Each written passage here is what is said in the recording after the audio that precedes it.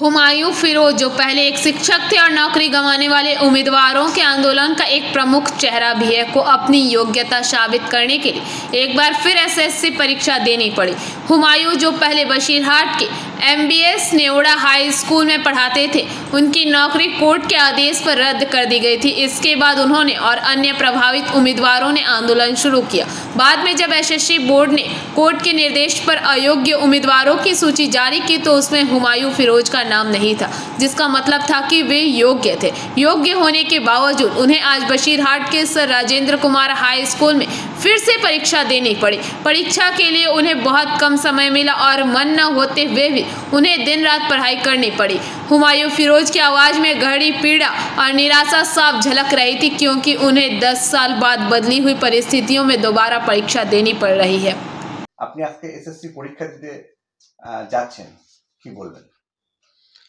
দেখুন, প্রথম কথা হচ্ছে আজকে এত স্ট্রাগল করে এত কষ্ট করে পাওয়া একটা চাকরি শুধু আমার নয়, শুধু আমি নই, এখানে অনেক প্রান্তিক ঘরের ছেলে মেয়ে, অনেক এসএসসিটা কিন্তু এসএসসি এমন একটা চাকরি ছিল যেখানে অনেক গরিব ঘরের ছেলে মেয়ে, অনেক প্রান্তিক পরিবারের ছেলে মেয়ে কিন্তু এই চাকরিটা পেত।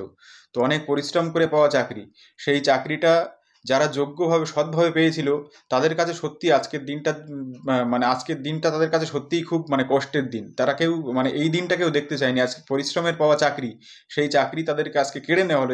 এটা চাকরিটা যায়নি, চাকরিটি ইচ্ছা করে রাষ্ট্রীয় ষড়যন্ত্র, সেখানে সরকারের দুর্নীতি এবং বিচার ব্যবস্থার অবহেলায় আজকে আমাদের চাকরিটা হারাতে হলো। তো তারাই আজকে আমাদেরকে পরীক্ষায় বসতে বাধ্য করেছে। আমরা কেউ চাইনি পরীক্ষা দিতে, আমরা সবাই বলেছিলাম পরীক্ষা আমরা দেবো না, কিন্তু এই যে রাষ্ট্র এবং বিচার ব্যবস্থার কাছে আজকে আমরা পরাজিত হয়ে আমরা বাধ্য হয়ে যাচ্ছি। কিন্তু আমাদের মন কিন্তু পরীক্ষা দিতে চাইছে না। কেন দেবো পরীক্ষা?